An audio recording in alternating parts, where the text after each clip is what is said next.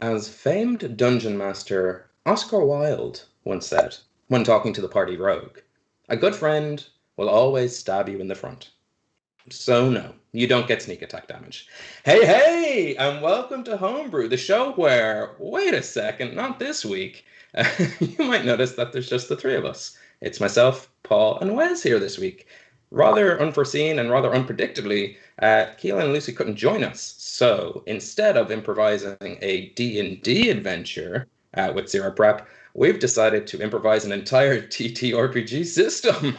We've made up, the three of us today. We were like, will we do one shot? Will we do something else? Like, what if we do this crazy idea?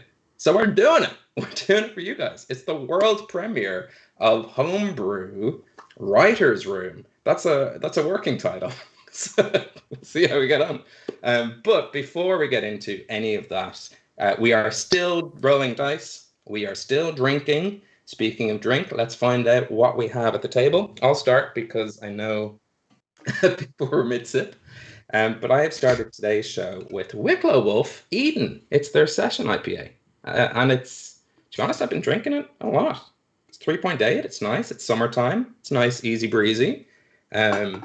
I have some water because that's also important. But A moving around the hydrating table. summer theme this evening, Benjamin. Yeah. I figured out I was trying to get like a sort of Feywildy, sunsetty evening glow in this place for the last couple of weeks. And the trick is just a light on the ground. That's that's a pro streamer trick for anyone out there. Throw a light up against the roof. I did it. Mission accomplished. So, Hacked Twitch. Paul, what are you drinking? Thank you for putting me first because I think I have the same thing as Wes does, which is I have a hollow month. Motherfucker. Yeah, so I get to go first. So it looks like you're copying me. So you probably have a lot more beers than I do, other than I just have the Holloman's and then my usual kind of rum drink over in the corner. Yeah, I'm gonna go. Nice. Wes, do you have anything Aboriginal to bring to the table? Nothing original. Well, now in theme of this writer's room style game, I've come up with nothing original, but I've put my own spin on this backwards Hallows and Fentiman. Kind of like a new age take, but it's very much the same ideas that still worked before. Just a reboot. That's why I take risks. But I'm also drinking Blue Moon and a White Hag, which I've never had before, Keltoy, which is apparently in a partnership in collaboration with Mont, Hardi, French craft brewers. So we'll see how that goes. But White Hag have not steered me wrong yet. You won't believe this, but I was actually thinking about picking up a Hollows and Fentiman earlier. It's just the day that's in it. Like, it's such a nice day. You full on feel hydrated afterwards. It might as well be a liter of water. If you're in the sidebar, let us know what you're drinking, even if it is just water, because that's cool too. If you're watching later on, if we keep this up, like I don't mean the show, I mean if we keep this specific stream up, if it's not an unmitigated disaster, then let us know what you're drinking under the table. And let's cut into some announcements. Wes, we're bringing back Community Corkboard. Yes, because there are community things happening, which there weren't for a while, which meant Community Corkboard was a bit dry. But we have friends of ours, D8 Dungeon, have a charity stream, 24-hour charity stream on July 31st. You can check out details. I think we have it on our socials. I'm pretty sure we've shared the poster for it. Featuring good old Ben here as a DM. He will be streaming from 6 a.m. Sky Tigers, a cartoon action hour adventure, which sounds very Ben indeed. There's also Lewd Grannies, Elegy of Birdsong, Project Zero, Year Zero, which sounds bad and good at the same time. Yeah, there you go. There's the Sky Tigers. That was, I believe, inspired by your idea, wasn't it? That label they drew according to your specs. For a 90s cartoon since university, which is the basic premise is, the way if a cat can survive at a certain, I saw it on QI once, they can survive a certain floor level. Like you throw a cat out of a 13th floor and they survive, but 14th splat, 12th splat. I'm thinking bigger cat, bigger fall. So skydiving tigers. I should learn which episode we had the Sky Tigers in, because they do feature. Yeah. 2 episodes? Were there 2 episodes? No, just the one. They when you went to a pub. They made an impression. But this won't be a fantasy adventure. This will be like 80s, 90s cartoon style theme song and all kind of thing that we're doing at 6 a.m. So grab your pajamas, grab a big bowl of cereal, grab coffee because we're also adults. Grab a beer and some cereal. But that is in aid of Child's Play and Project Hope, 2 great charities, and you can find the stream on July 31st. Nearly got the date wrong. And you can find it on there on D8 Dungeon's Twitch. It's just twitch.tv/D8 Dungeon, like the number 8. And we'll be linking when it's up anyway. But check it out. Support a good cause and help Ben realize his dream of living a cartoon character life. It's all I ever wanted. We also have a competition to announce. We have partnered up with Obsidian Portal. You might already know Obsidian Portal. They've been around for a while. They are your sort of all-in-one GMs or player notebook for pretty much any tabletop role-playing, platform or game. And the word on the grapevine about some of the more official wizard stuff is that might be kaput, but you didn't hear it from me. So where you can get Obsidian Portal is obsidianportal.com. You can keep your story notes, your character notes, your adventure notes. They're all easy accessible, all kind of available to the players in your campaign. But with this giveaway, we're giving you an Ascendant membership, which means that the DM, you also get like a secret sidebar. You get a place to keep your little secrets. It is free to sign up in general, but this one is a subscription model that we're giving away. And what else do you get with the Ascendant membership? A private forum for your campaign. You get upgraded storage. That is usually $5 a month, but we're giving you a whole year of 12 months of Obsidian Portal. We're going to announce it properly on our socials, so I'll stop talking, but those socials are at Homebrew Quest, pretty much across the board. I'll mainly be focusing it in Twitter, but you'll hear about it in the other ones. What else do we have? I think that's it. The biggest charity of all. Like and subscribe to us on YouTube while you're here, and follow our podcast. You can find it on any podcast platforms. We're on Spotify, regular podcast things, iTunes. All the clicks help. Recommend to a friend.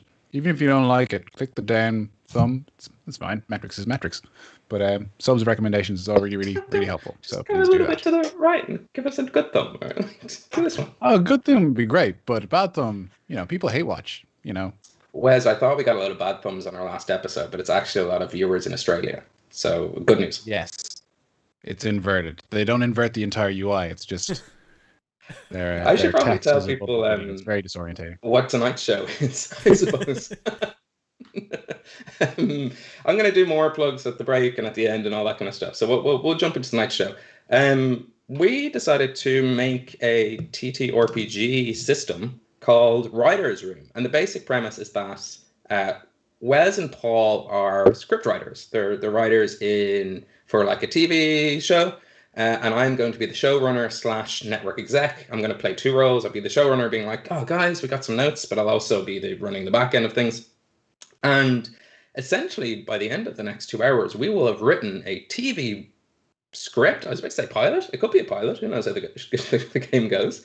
But we'll have written a TV episode for something that we're all just about to find out what it is. And we're going to use beers to inspire the script. And we're going to use dice to inspire the kind of conflict resolution sort of things. And that is about it. I'll get into the rules after we sort of swap into the show. But without further ado, grab yourself a chair, pull up a drink, as we dive into a world where anything is possible, provided the network executives' budgets allow.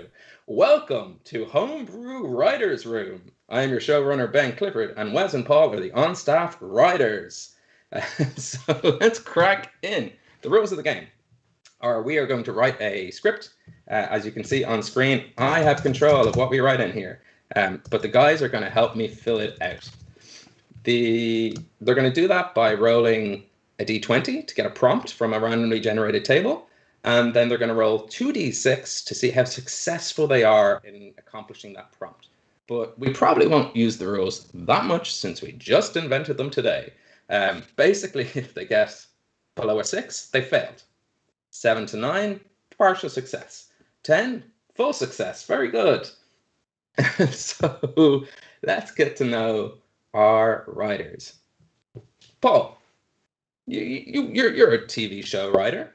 Yeah. What would you say is your strongest strength in writing? It can be anything, really.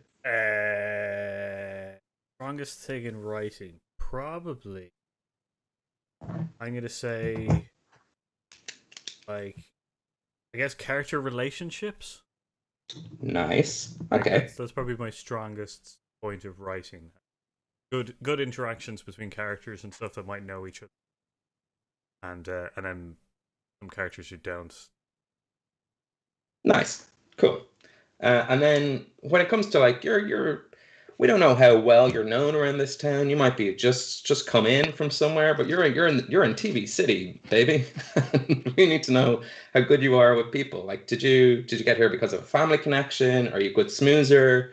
Are you kind of intimidating and you just bully yourself in? How do you describe your kind of people skills? Oh, probably not good. I'm gonna play this as a little bit as a realistic. I'm not good with people.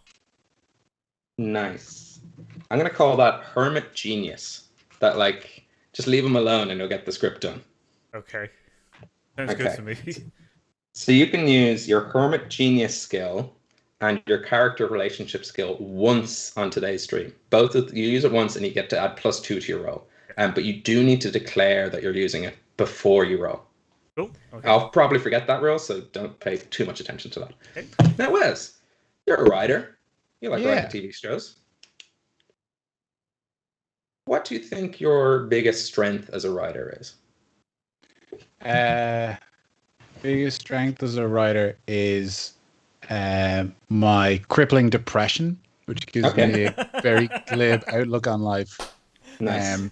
And it means that I'm very clinical about things, whereas like in the real world, I'm no fun to be around and always find the negative. But then when I'm writing, I can I see people's emotions as like a maths equation. So I'm very good at making my characters emote, and it's like, oh, it's very clear that they're sad because they've lower their eyebrows, quiver the lip. I know all the things, but I myself am not an emotional person at all. You're Doctor, so you Dr. Lightman from like Lie to Me, a TV show. Yeah. But I've weaponized it. Okay. Even further. Nice. It's the power of writing characters. Yeah, so it's kind of so we kind of moved beyond the depression thing. I think it's more interesting that just I'm bad at emotions, so I've studied them so that I can convey them on screen. You could go far in this town writing what the audience perceived as a comedy, but then every couple of episodes, like, oh, that cuts deep actually. Yeah, it takes a while to come back to it. You think about it, and it's like, actually, that was pretty fucked up. People skills. What would you say your people skills are? My people skills are abysmal. I am terrible to work with, which is like, I don't care what people think of me, so I'm never trying to do favors for people. I'm very focused on like the craft. Like I don't care about the director's feelings. I care about the end product. Nice. So let's say that let's tie it together maybe, that we're using your like honed in read of people. You're almost like analytical read of people that you can kind of, people don't want to give you notes because you might say that one cutting thing that's kept with them for that's great. I'll call you cutting comments. That's we'll give you that skill there. You can use cutting comments or crippling depression to add to +2 to your rolls. Again, once per episode, and this will be an episode. And please declare beforehand. Now, cool. Audience, our tester audience, you also have a role to play here. If you're watching live, we need your suggestions in chat when we're looking for stuff. So this isn't a kind of sit back and watch us play episode. Like, fire them in. Like, if you're just comment, that's fine. We mightn't use them all, but like just blah, blah, blah, blah, blah. Be like if you want, you could be like a show audience and just be like really annoyed at writers' decisions. Like, how dare they refilm season 8? Do what you want. I don't care. But we do need your suggestions. There are fail states. It's not a game unless you can fail. So the fail states are 3 failures in a row. So that is, they get a prompt and roll under a 6 3 times in a row. They become a hack. And they enjoy a lifetime working in television. But 3 successes in a row, and they become creatively difficult to work with. Enjoy a lifetime making indie films. That's the game. That's what we came up with. So let's see how we get on. I'm going to jump over to our. Before we get too far into this, I do want to call out that Ben self-depreciatively said that we came up with these rules. Ben came up with these rules, and like the regular stream fell apart quite suddenly. So Ben has put an entire game together in the space of like 2 hours. So pretty impressive. Yeah, Pretty robust rule system. it is really impressive. It's like simple rules and simple fail states and stuff like that. But this seems like a really fun game to play. Ready? I'm excited. I'm looking forward to it. I'm looking forward to see what we come up with. Where was I? I also appreciate Okay. Ben came dressed as like young Steve. You know, I do appreciate that you decided to come down and come dressed like that. I did. I'm going to take these off because I might put them on when I've got network notes to give as like a prop. Cool, but I nice. did have a shower, slick back my hair, and put on a turtleneck. Right. Let's play Roger's Room. Paul and Wes, you are yourselves, unless you want to go by pseudonyms. That's okay. It doesn't make a difference to me. Either way, I don't know your names. So It doesn't matter either way. Right, hey, staff writers, good news. The network need a new hit TV show. The bad news is they've bought ours and we haven't written it yet. So we need to pull an all-nighter, write an episode of a new TV show.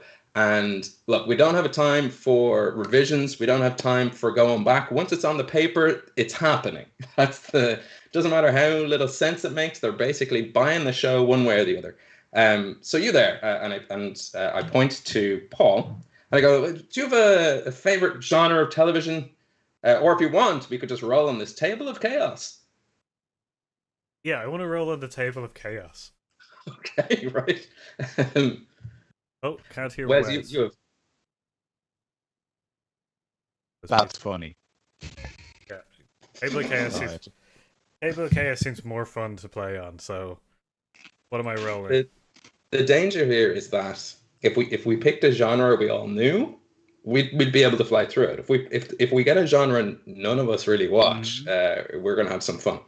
So you need to roll a D20. Ben, please, we're 3 white guys with a podcast. I feel like our tastes are going to differ pretty substantially. Come on, superhero movies. So D20 is it? Yeah. I got a 2. Okay. Right. Reality TV.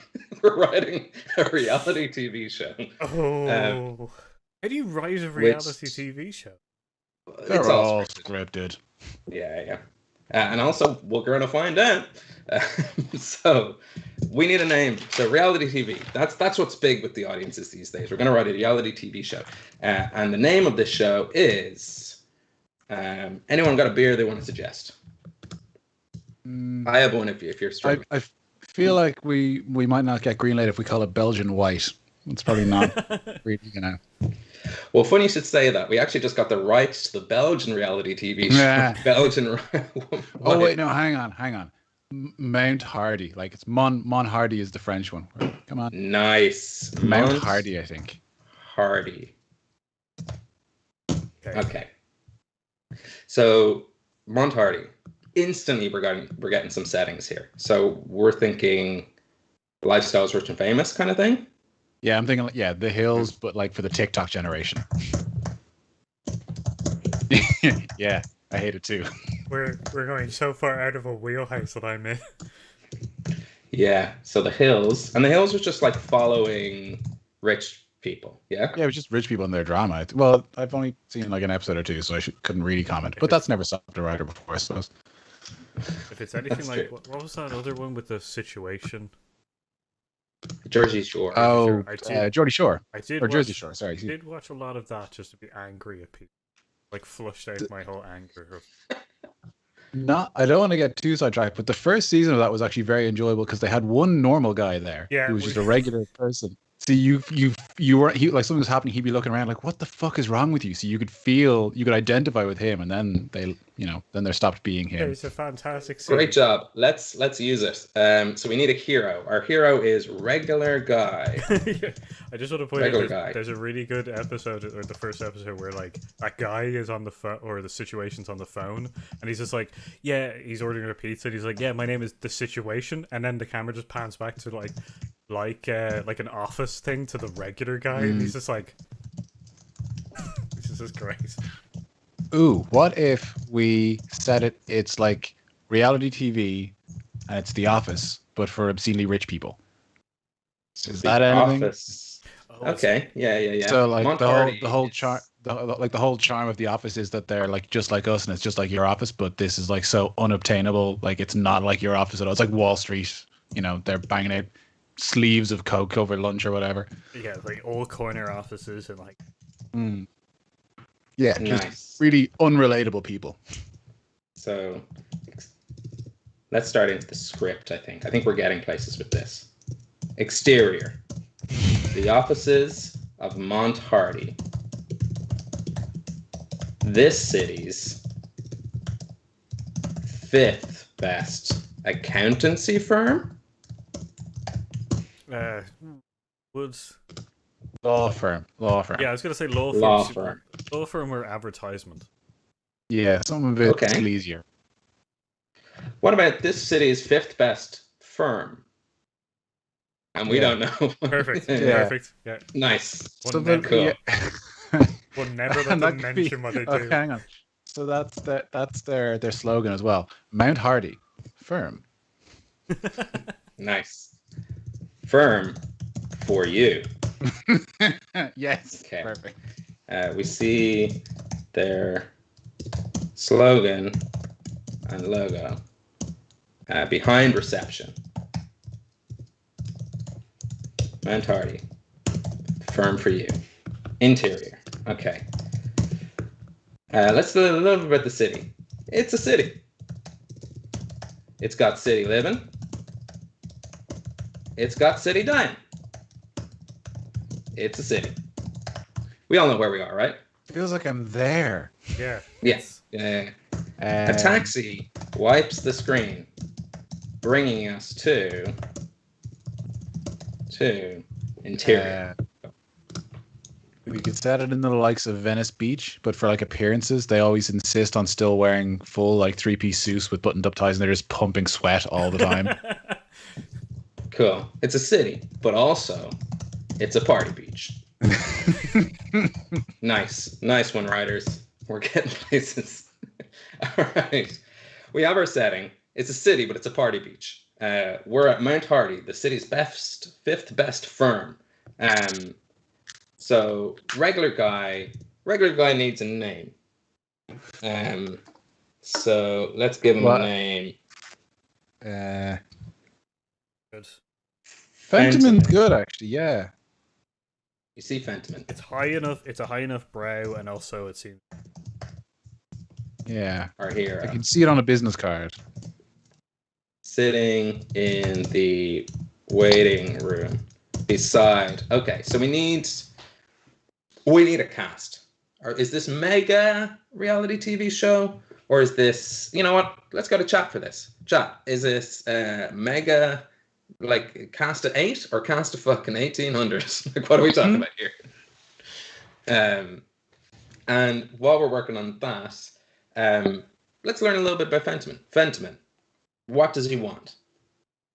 Job. Fentiman wants a job. Oh, is he? Oh, so is this But could not be he's just coming in for an interview? any Yeah, Should he be yeah. coming in? I think it'll be a good kind This of like show. he comes in for an interview, and he comes into Job this crazy here. world. So he's also the lens of which we can have the audience with. Mm. And if he wins a job at the city's Firmest firm. firmest firm, which is called, let's call the best firm, the Curious Society. That's Ooh, where that's he wants to go. This I don't trust them as well. Society. All right, so he's in a waiting room sitting beside 8 other hopefuls. Nice. Okay. Right. Problem is, though, that, and I know we've written, like, we basically have the script done, but the network have notes. Of course. Yeah. Okay. Typical network. Got it. Yeah. So I need you, Wes, to roll a d20. Okay. They're gonna add in a new genre. First roll of the evening is a natural one. Oh, we are doing well. Yeah. Okay. I have some good news and I have some bad news. The good news is it's the same as the bad news. There's been a budget cut, so we have to drastically ruin this scene. Okay. So we open in the offices of Mont Hardi. I don't think we can be at the 5th best firm anymore. I think we need to be at the 50th best firm. Okay, so they're bad at what they do. Well, actually, Wes, I do need to roll 2 d6. So this is to see how well we drastically ruin this scene. Okay, yes. Yeah. I could not find any of my other sacks of dice, so I'll be rolling a d6 twice, which makes me feel like a pleb. I'm 3, 6, and 9. 9. So it's a partial success. So we get to still be in Mont Hardi. We don't have to change the name, but it's not the city office. It's the regional office. Oh no. Oh, what if we still have the rights to film in Mount Hardi, but we couldn't get any of the high society people to sign up for it, so it's now focused on the custodial staff. Okay. So it's in the same place but very different lives. Or is that too much of a complete 180? No, I think that's good. I think the accepting there is the kind of like the giveaway is that we have permission to film, but we have to blur Mont Hardi every time we see name. Yeah. But it's still the name of the show. We have to bleep it out and stuff like that. Where this show is set. Yes, we have to bleep out the name every time they say it. Yeah. But right, for like 15 seconds of an intro, we're allowed shows. Yes. Yeah. In a sweeping shot of other offices, so contextually it doesn't look like we're focusing just here, but not. Okay. It's a city. It's got a city limit. It's still Party Beach. We all got that kind of stuff. We see the slogan. We see their blurred slogan. Got to change that. Ooh. Blurred Lindsay slogan. in chat has given a really good suggestion that it's actually the 15th best firm, but the 1 fell off the sign. Nice. And we're just like leaning into it. I like that a lot. And everyone on staff says they're the 5th best. 15th best firm. But the 1 that's fallen off the sign. That mean, do we have to blur out like then the studs that are just holding up the 1 as well? I think the studs we can see. They're not legally protected. I don't know. It's all you can see. I don't know if we. Yeah, yes. So what it does mean is that in this city, every firm legally has to erect their rating outside their office. So we know that now. That's fine. We see the blurred slogan. I wish I could find strikeout format. Strike through. Okay, I know what to do there. Yeah, you have to go into actual... Oh, you found it, yeah. Yeah. He wants a job, but not just any job. A custodial job. This show is a reality job interview, and if he wins a job at the city's best, firmest firm, the Curious Society. Cool. I think we have a setting, but what we don't have, we have our hero, we know what they want. We don't know what makes them uncomfortable. So what do you guys think? Like, what's their fears? What's their, like, why do we cast Fentiman? We saw the casting tapes and we saw a lot of people, and Fentiman came in and we said, you know what? It's Fentiman's fear of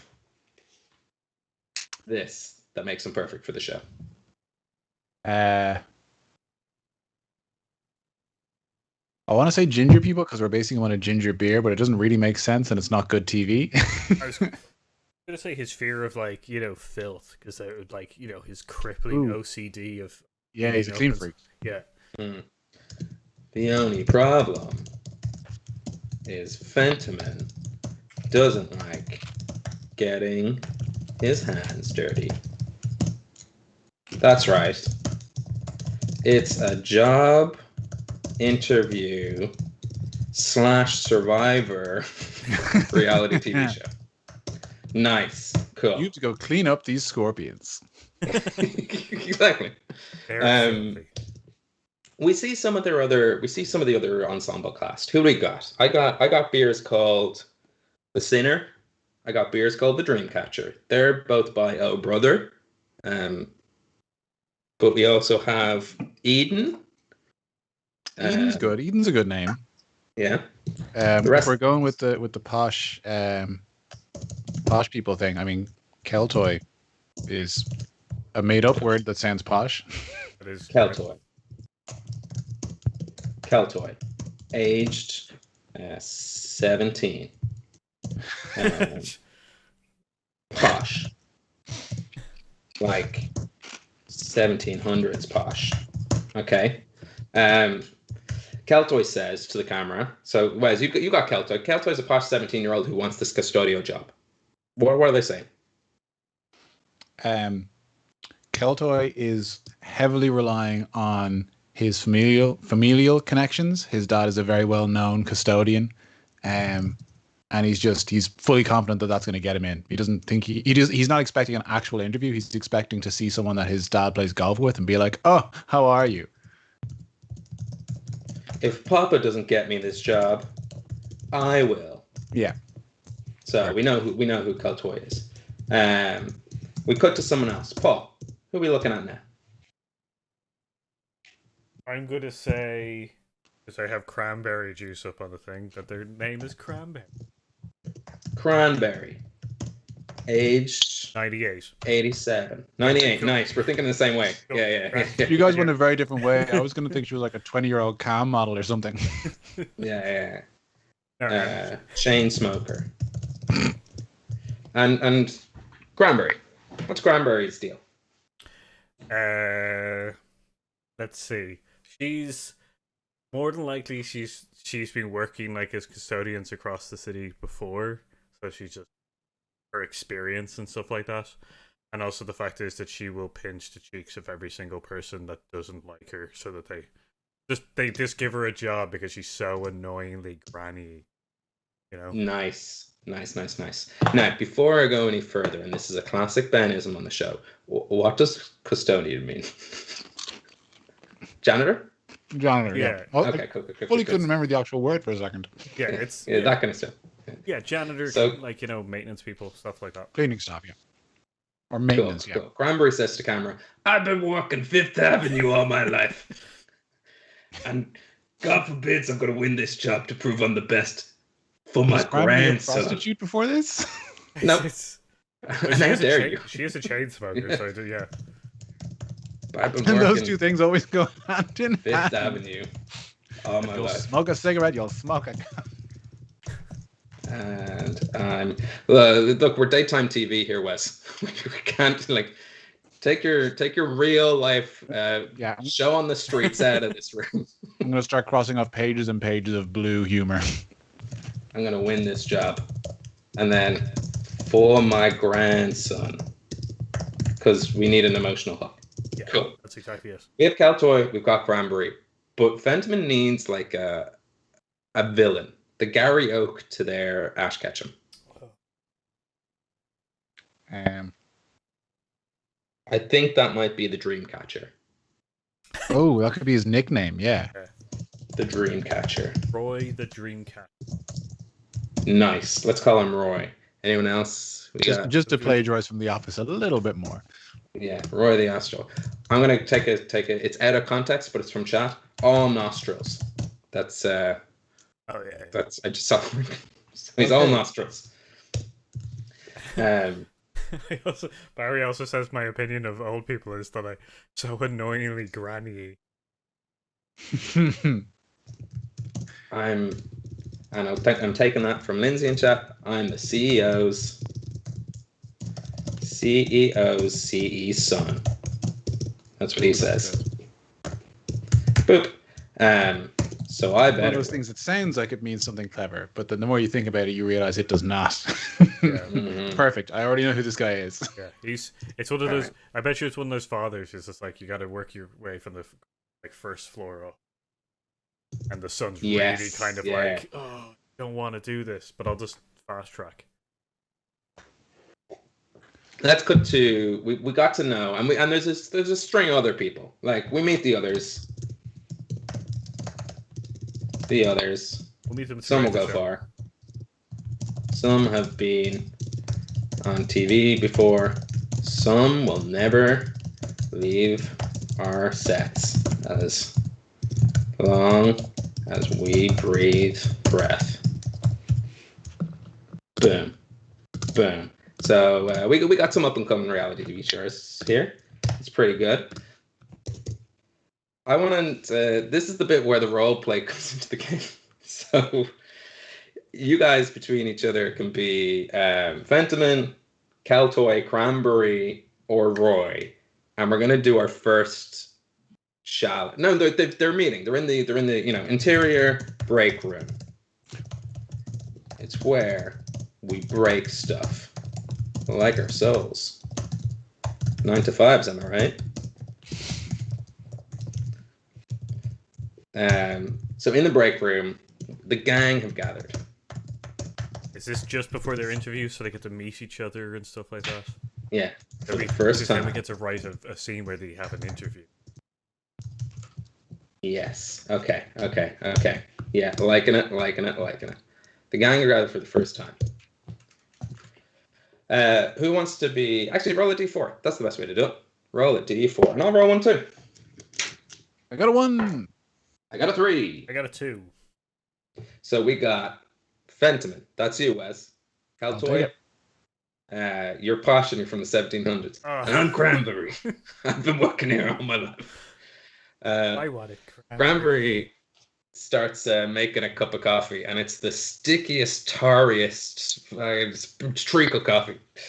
I see I got a couple of young ones in here thinking they can do an old lady's job. Cranberry, nice to meet you, pet. And she puts 2 hands, one with a cigarette, one with a cup of coffee, to the 2 of you. Remind me, was it Fentman who's the clean freak? No, who's the clean freak? Yeah, Fentman's Fentman. Yeah. Yeah. I'm the guy who's trying to find one of his father's friends. So I'm going to be near the door looking out. I think Fentman pauses for a second and then wraps a handkerchief around his hand and then shakes her hand. He definitely wants to he wants this job probably more than the other people, and he's willing to do whatever, but he's still not going to touch this old lady's hand. Fair. I see you're a bit of a germaphobe. You won't last long in this industry. Also, it's just gonna. He's not even looking. He's just gonna grab one of the hands because he's looking. Nice. Because he's looking out the door, kind of trying to see where he can find his father's friends. He's buying time, but that doesn't bother you because you're a cowboy. You grab them. I see we got someone who's here to win. My my hand! And he faints. Wait, so hang on. This is important. Is Cranberry shaking both their hands at the same time with different hands? So we've got our shot confirming the rivalry of them. They're doing a task at the same time, and okay, I like that. We sweep around the room and we get a measure of all these characters. People are already tweeting. They're like, "This Cranberry, she's going to go all the way." And I don't know how. is that Cranberry tweeting about herself? I think she's gorgeous. Hashtag Granberry starts trending. Should we try and sneak the hashtags into the show so that when people look back on the show in 10 years, it is very horribly dated? Or time? Yes, yeah. There's a super on screen that says this. But I think in the show, not put on in post, it could be on the deck, like a poster in the background, just to be as tacky as possible. So set design. Yes, that's it. Design. Hashtag Granberry, hashtag motivational poster. Guys, look, I am loving this. This is going places. But unfortunately, the network have some notes. So, Paul, I'm going to need you to roll a d20. Okay, let's hope we get both higher than a 2. We got an 18. I'm not sure why we shared this doc with the executives, this live doc. Yeah. So actually, good news. the network have released a bit more budget, so we need to zhuzh up this scene a little bit. We've been given pyrotechnics, we've been given special effects, we've been given anything you can think of. We could be given 15 editors to work on this. Some say one editor is enough. Not in this that's network. what it is. The bigger the budget, the more editors. That's how it works. That's how it works. But I do need to roll 2d6 to see how well or how badly we zhuzh up this scene. I got an 8. An 8. That's partial success. So, We're going to get pyrotechnics. well, I didn't write the scene down, so we just have to go back through it. Cranberry, there's now a barista who works here. So it's like a global corp break room. We got someone flipping pancakes in the corner. You better believe it's branded. Like, there's a Subway here. Who knows why? Yeah, why not? And it is. I love Barry's suggestion. Same scene, but they're all skydiving. We're taking it, Barry. There's an indoor skydiving pit. We're doing it. In the background, we see Roy, the CEO's son, driving in. All right, that's Leon, the CEO's son, driving by on a mini motorcycle. Beep, beep, around the office. He's going around this circle, just so he's on screen, in this skydiving pit. Cranberry, who's all old lady and all sag, is hashtag Cranberry no starts trending. She goes, I'm Cranberry.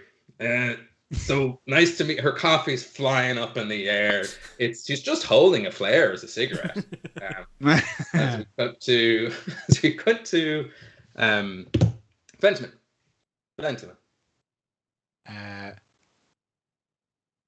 What's Fentiment doing? Fentiment is furiously trying to keep his shirt tucked in and his tie, like it's all been blown out all over the place from the skydiving fan. So he's trying to keep himself looking proper, but like he keeps like looking down to fix his stuff and then looking back up at Cranberry and trying to be like, yeah, of course, absolutely, like being as nice as he can, but just like every time he tucks it in on the left side, it stays in. Then he moves to tuck the right side in, the left side untucks, and then he's just chasing it around. Nice. But we need to judge it up. So I'm saying that every time you do that, a new suit gets blown off you, but you're wearing an even fancier suit underneath. Okay, so he's like Russian dolling his suit. Okay. We need to show off the latest in menswear. Right. Yeah. The wardrobe changes. Break room of the fanciest. What do you call that thing? Mess hall. In only the 15th best firm. Every firm's got it. Is it a military firm with a mess hall? No, you're right. Canteen? A snazzy break room of the fanciest. Break room, yeah. Yeah, a snazzy break room of only the 15th best firm. It's becoming budgetarily clear where their money goes. Insert brand. First thing people see. We gotta spend money on it. Opportunity. Cranberry. All cheese, all coffee, all cigarette, all dive. Woman. Chats to the guys. Fentiment in 17 suits, each fancier than the last. A lot of 17. Oh yeah. A 17-year-old, a 17 from the 17th century. Latest in Milan Fashion Week. Super. Sponsored by Milan Fashion Week. It goes viral. It might not be... Our reality show might not be the most successful, but it will be the most product sensitive. Mm-hmm. Well, that's it. And then finally, Keltoy. Keltoy is one of those people who like brags about how good he is at skydiving, and then the second that he steps off, he's just flipping and stuff, and you could just see him slowly getting greener and greener and stuff like that, and trying to say hello and still seem cool and stuff. And is Keltoy like slapstick comic relief? Like he's the one who'll just like completely fuck himself up. Yeah, but it's kind of one of those things where they're just like, Yeah, like we're gonna go bouldering, and he's just like, oh, I've been bouldering, and then he like falls from like a great height because he's never Right, been he wants bouldering. people to think he's already done it and he's very good at it, but he's never done it in his life. He's, And he's not good at it. Yeah, he's one of those bragging people who. And he's one of those people who's like, oh, you've got to try hike. Actually, no, that's what it is. He has hiking in his Tinder. And that's what he asks people to go and do. I've heard that's apparently a thing. Hiking in your Tinder. Nice. I know this will never be a podcast because hearing me type and listen to you talk and the visual gag of seeing the script write itself will never be a thing. But I'm going to read it out.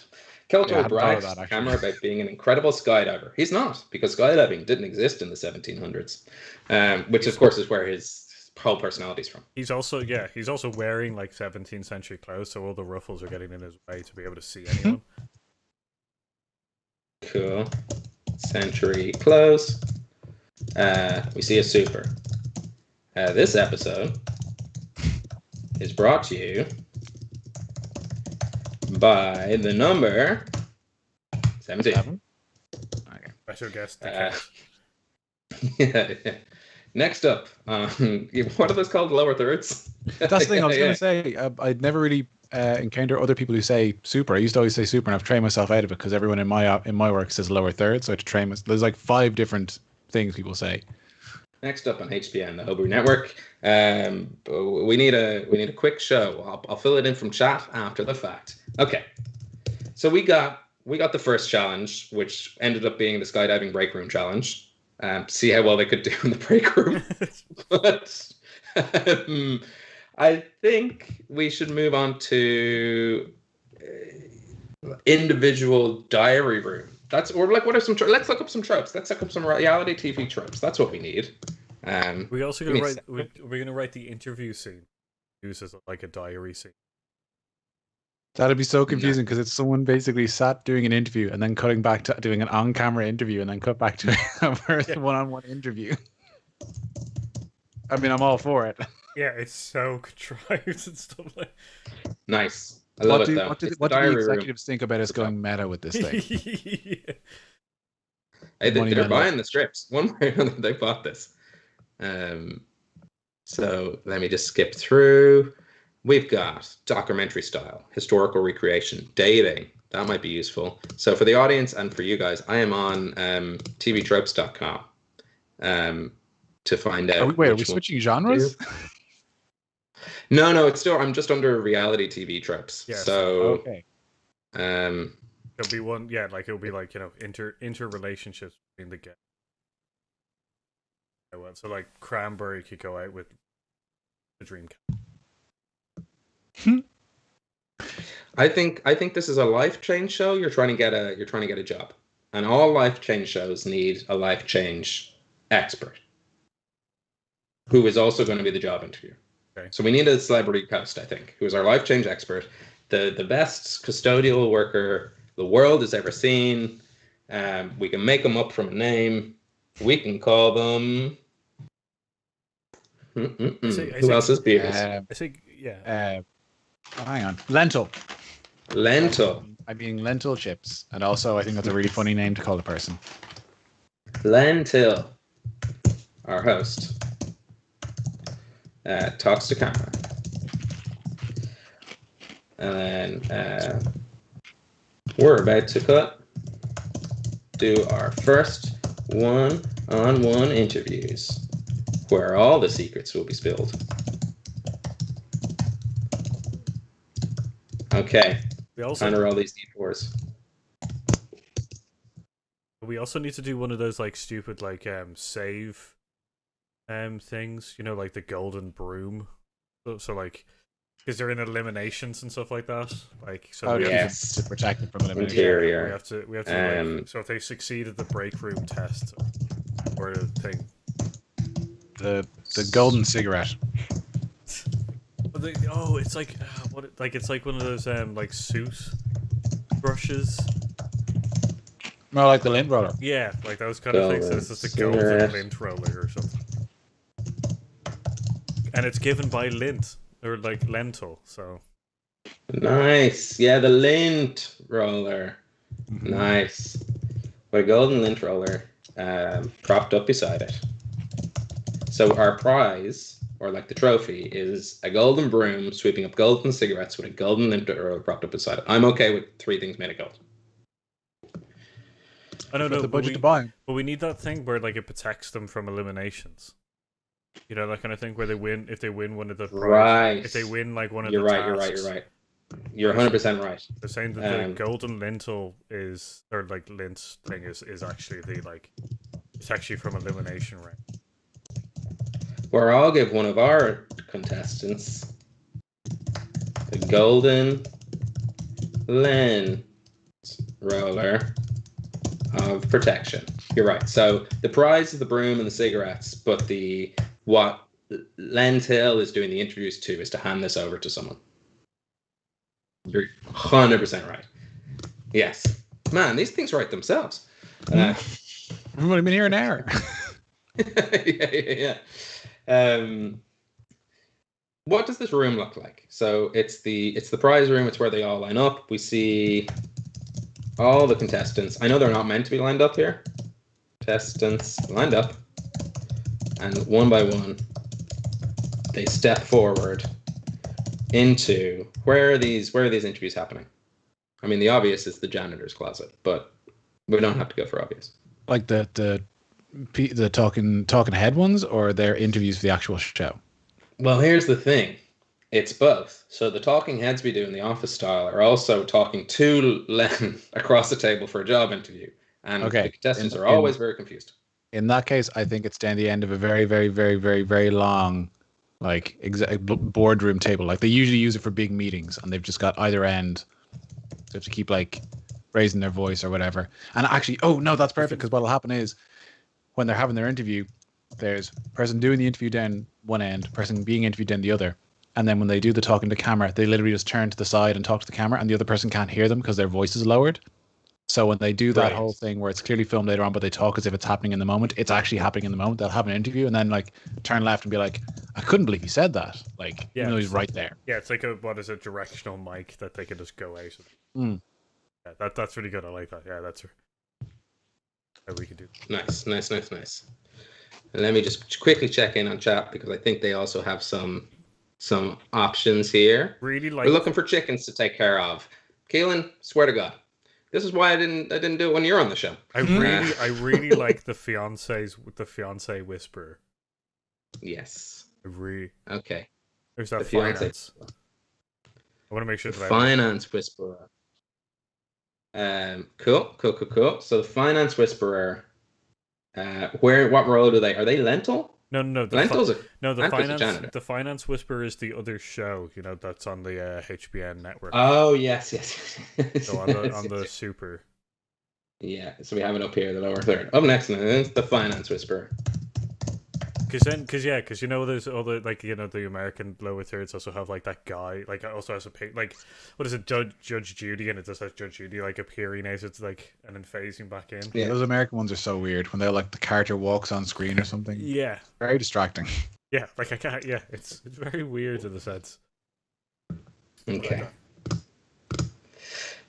We see them lined up, and one by one they step forward into a very, very, very, very, very long boardroom with a very, very, very, very, very long boardroom table. And if I did my varies right, the boardroom table should fit in that. Yeah, that's the size about right. Yeah. Yeah, cool. Fentiman steps in first. Fentiman's our hero, guys. Fentiman did pretty well in the last task. He showed off 17 outfits. But do we think Fentiman deserves the golden lint roller? I think Fentiman burned through all of his outfits, and then when we cut to the interview section, he's in his pants. Mm-hmm. But the pants are MeUndies pants, and then we have the like sponsorship like hashtag coming up, because that's kind of who's funding the show. Like, we were always going to keep him in the skydiving thing until we got to the MeUndies, like a pass the parcel kind of thing. Mm-hmm. Unwrap it until you get to the sponsorship. Yeah, we have our producers just there, just been like, no, you stay in there. He looks like he's going to get sick. Keep going. We've got to get to the brand. MeUndies. Yeah, good. Legally distinct, but equally soft moto cotton.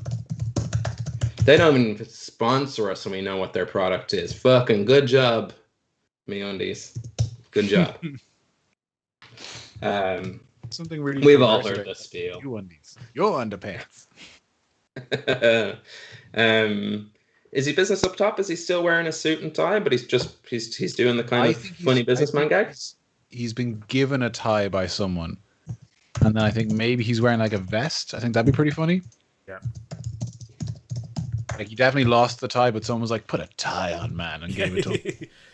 Cranberry pulled one from the trash to give it to him. A vest. Oh yeah. So Keltoy probably had one. Excuse me, and like gave it to him. It was like, "Put a fucking tie on. You're a disgrace." Yeah.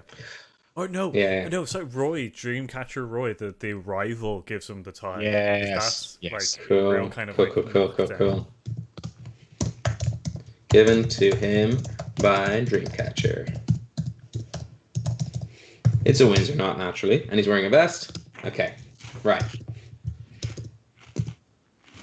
The question on this show is always the same. Where do you see yourself in 5 years? Between the two of you, you can roll, but you're both Fentiman's internal monologue. What's he thinking? I guess his surprise is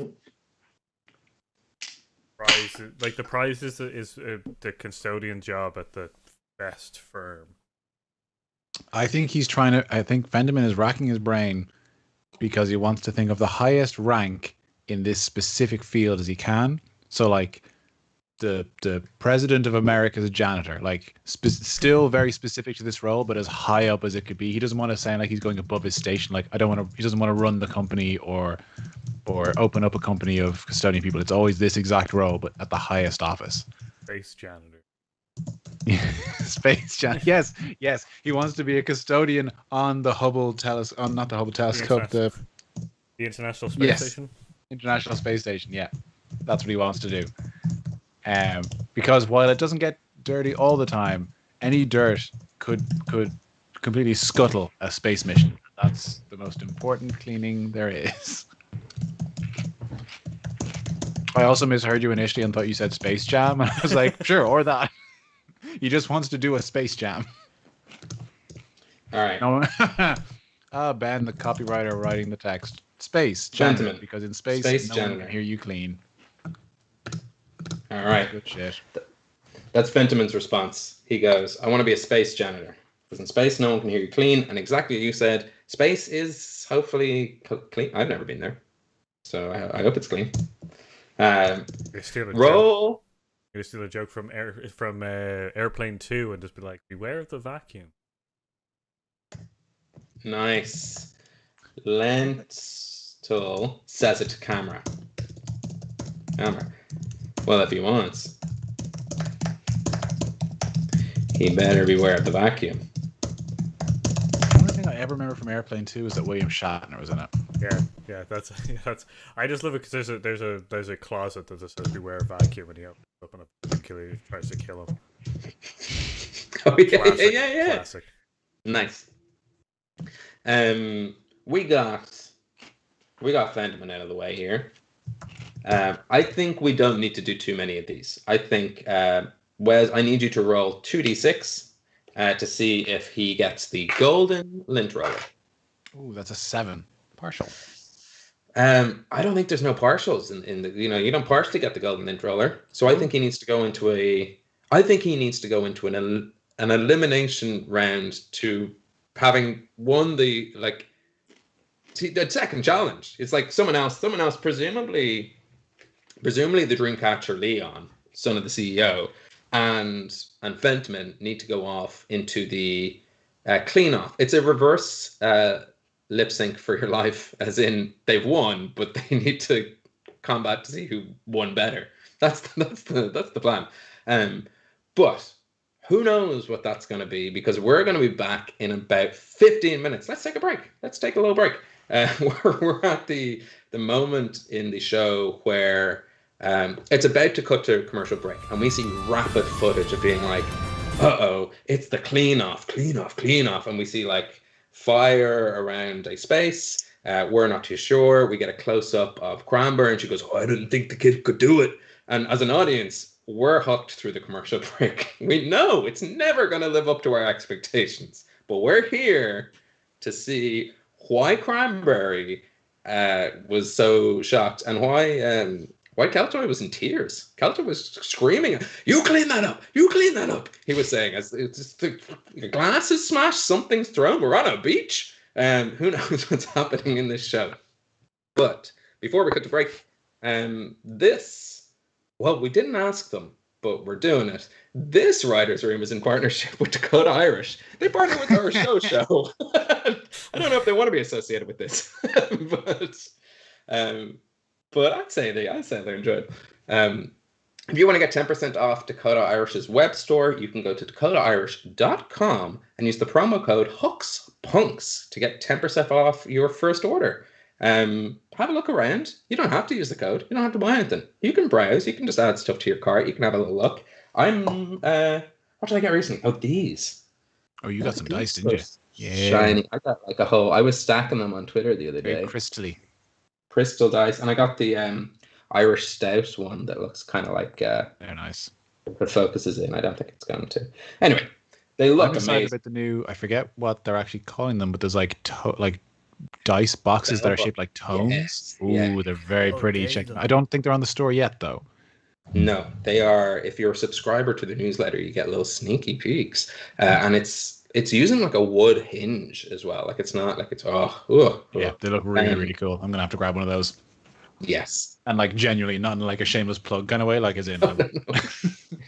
Yeah. Right, we will be back in 15 minutes. We're just going to do a little bio break. I suggest you do the same. If you have drinks, let us know what you're drinking in the chat.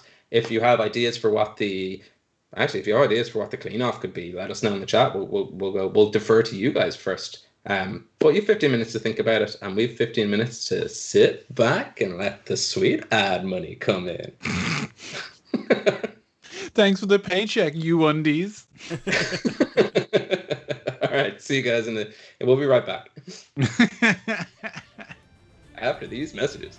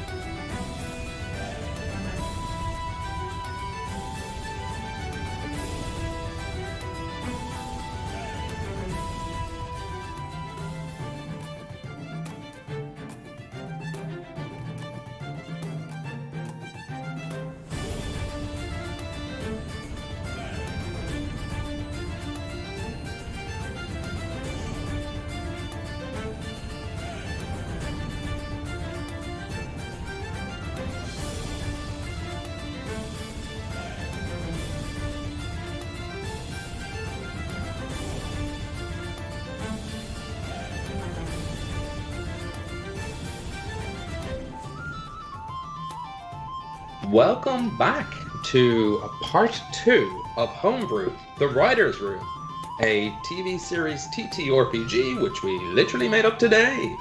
Before we get back into the action, before we're fully back from the commercial break, so to speak, I wanted to tell you about our Coffee account. So we have a Coffee account. It's coffee.com/homebrewquest. And if you're enjoying the show, if you're having a good time, if you think, hey, this is pretty nifty and neat, why don't you buy us a coffee? And I'll tell you what we do with that coffee. We don't keep it. We give it to an organization called Masai, who supports people in direct provision in Ireland, which is sort of this horrible institutionalized holding space for refugees when they come to this country. And it's meant to be a stopgap. It isn't. We've talked about it plenty on the show. We don't like it. So we're supporting Masai to help them help asylum seekers in Ireland. So you, by donating to us, help us do a good cause. That's as simple as that. Of course, you can just donate straight to Masai if you want, but at least we know it's, if you wanted to say, hey, thanks for the show and put your name on it and stuff, then we know who it's coming from. That's the little middleman bit. But that's enough, Gavin. Let's get back into Mont Hardi, which we legally can call it. We just can't legally show it, I think is the. And it can be heard but not seen. Yes, yeah. So it's just MH in a thing for this. Where are we going to pick up? We're going to pick up at the clean off. So our hero, Fentiman, the regular guy who's sort of us as the audience, has to clean off against his rival, the Dreamcatcher, Leon, who is son of the CEO of Mont Hardi, the 15th best firm in the city. And they are doing a clean off because they need to win the Golden Lint roller, which will keep them safe from elimination at the end of the episode. We had a little bit of a chat while off stream. I don't know if you guys in chat were chatting, but we're thinking it's a city. It's city living. It's city dying. But also, it's a beach party town. So we're going to have to clean off at the beach. Did you say it's city dying? Yep. City living, okay, city cool. Dying. Just wanted to make sure I didn't miss that. That sounds it's really... not city living, country dying. Yeah, city dying. Living country dying. City dying, like, where you get found by the police after your cats have eaten your face off and stuff like that. The horribleness of... Paul knows what I'm talking about. Wes, I don't know where you weren't on board with city dying. Where no one checks your apartment for 3 months. City dying. I'm going to prefer the country dying part, I think. A drone sweeps the party beach of this city. Our core demographic, Generation Alpha. Gen Alpha. Yeah. All right, party. I never liked that term because it makes me think of a Street Fighter game. Which it's not, which is disappointing. Party. That way, they can see themselves in our show. A lot less fireballs. Good heart. let's see how the pilot goes. Might not be that much less. We see Fentiman and Leon lined up on the beach, each holding. What are they holding? They're holding a vacuum cleaner? Yeah. No, I think those old school, like, you push them and they have like this sweepy wheel thing. To become a good custodian, you need to know all the tools of the trade. And we're going back to like the old push. Yeah, push sweeper. Push sweeper thing. Yeah. We can see it. I mean, on paper, but like we'll have the art department mock something up. I'll be honest, when Paul was first saying it, I thought it was going to be one of those things where, like, as you push it, it shoots the balls up around in like the thing. I was like, cool. Oh, yeah, it's like a practice vacuum. Yeah, they haven't graduated to the full vacuum yet. It's like the inflated sides on a bowling lane. You think you're ready for the big leagues, boy? The answer is no. Just adding in a little suggestion from chat to the side, we see Leon's mom cheering him on, but also scolding him for not cleaning his room. The audience love this dynamic. And Jack, give yourself a reality TV trope. Stage mom. Stage mom's such a trope in reality TV's shows. So the challenge is to clean the beach. But Paul, you had an idea for what might happen here. I say that we should do it in stages. Have 3 Okay. stages, and I want the second stage. So like, second stage is that you have to clean the carpet out of the. Gotcha. So just to clarify, it's not cleaning the sand off the carpet, but we've Yeah. hidden carpet in the sand, and we want a pure sand, no carpet beach by the end of this. Yeah. Okay, this is important. Are they like strands of carpet, or are they like sheets? It's a combination. It's a mix. Yeah. Yeah. Hey, you both said it at the exact same time. I'm clearly on the different wavelength, but I love it. Strands and sheets of carpet. If even a single grain of sand is found, contaminated. That's kind of, yeah. You're eliminated. And have to take a sand bath. So we know Fentiman does not want to get eliminated. That's why I've added that in. But also you get to do stage 3. Okay, so stage 1, clean the carpet out of the stage 2, clean the carpet out of the beach. Stage 1, I think, is we got sand, we got hoovers, we got 2 people. I'm thinking maybe there's a hoover with a cord, and we have a line of hoovers all lined up, and each cord at the end has their name on it, and they have to press the button and get their plug back to their hoover and not get any of the bomb plugs back to those hoovers. But they're all tangled up on the beach. Have you been playing Mario Party recently, or? No, is that a game? That'd be amazing. No, it sounds very like it. Sounds very, I can imagine it in those games. I want to play it, is what I'm saying. So it's a good occasion. Line the beach. So it's who can rewind their plug the fastest. Yes, but you also have to make sure you rewind your one. So like 1, 2, 1. So they're mixed up, and you're not sure. You have to figure out which hoover's connected to which plug. And Leon's face on them. 2 of those hoovers, 2 of those plugs. 2 of those plugs line up. Now, hold on. That doesn't make sense. You just go to the hoover, your face on it. Yeah, I was gonna say you can't. You have to, I was waiting for the wrinkle in this. Yeah, you have to. Yeah, 2 of the plugs. Yeah, but the hoovers. Okay. All identical.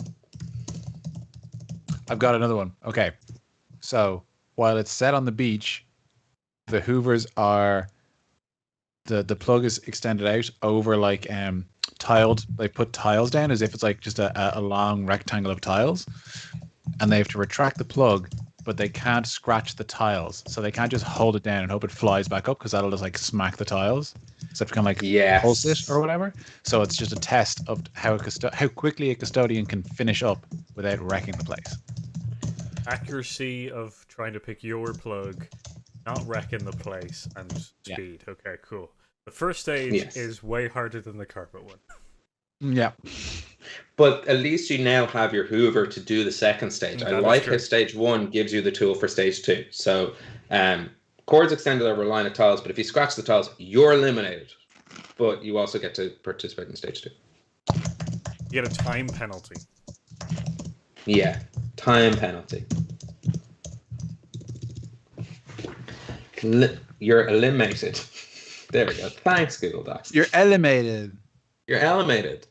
But you get to do stage 2. Stage 2, clean the carpet. Stage 3, suddenly 1,000 crabs. That's from chat. I think that's all we need to write. I heard that as craps, and I was like, that's not in their job description, but I see now it's crabs, which makes more sense for a beach setting. They're gonna say craps would be like, after the office Christmas party or very bad office party.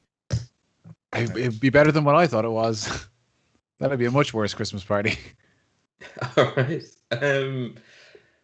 We had a little think of a lovely suggestion from the chat there. The time penalties are represented by a giant sand timer. Brilliant. Back up to stage 1. You're eliminated. Time penalty. More sand is added to the sand timer, which is where you take your sand bath if you're eliminated in stage 2. So get eliminated twice, not only due to time penalty, but there's more sand in the sand timer, which you're going to be taking in. Like the scene in Aladdin where Jasmine's in the thing. Step too far, Keelan. They're not carrying this around. They gotta clean a beach. Yeah, like they got work to do. Time is money. But I do like it to carry around the sand timer. Right, stage 3, suddenly 1,000 crabs. I think that's all we need for this elimination round, which for whatever reason is actually just to make sure that they stay in. Maybe because they all get eliminated if they don't get the covenant. Do we need to run the budget for 1,000 crabs past management? Well, funny that you should ask, because we were chatting, myself and Paul, and we were thinking that chat maybe could play Leon, the Dreamcatcher. So whatever Leon does, that's chat. You can take how he approaches this thing. Pardon? Roy the Dreamcatcher, right? No.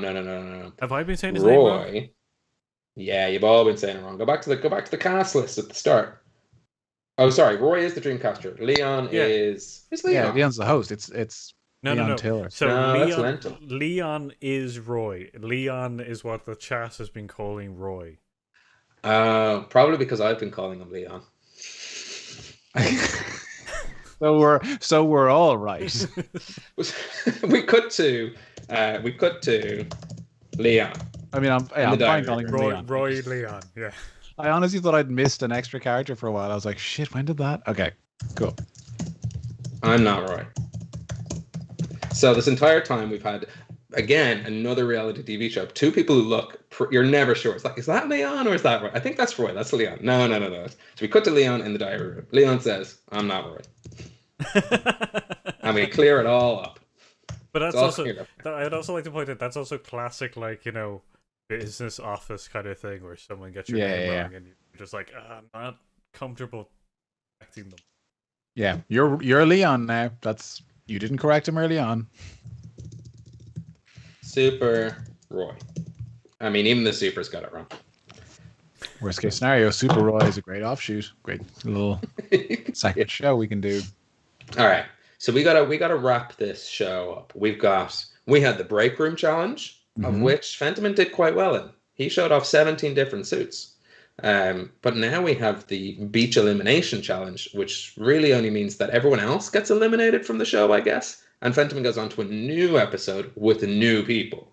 It's like Winner Stays On. Yeah, it's Winner Stays On. Yeah. I also like how this initial premise of this was like writing characters and dialogue and all this kind of stuff, but because we went with a reality TV show, we've basically spent the session building a game. So it's been a game of making a game with challenges. Yes, we have to play within form. The network wants it. Speaking of the network, I have some bad news, guys. Look, they love the beach challenge. They think it's really cool. 1,000 crabs. They thought we said 1,000 crabs. They loved it. But unfortunately, we do need to make a couple of changes. So I need one of you, I'm happy either or, to roll a d20. I'll take it. Want to use your... Okay. Is this the last... This isn't... This is the last roll. Yeah. I'm thinking. So my +2, is that going to be to the d20 roll or the 2d6 roll? The d6s. Yeah. Okay. Which ultimately are meaningless because we haven't had enough of these to rack up the failsafe.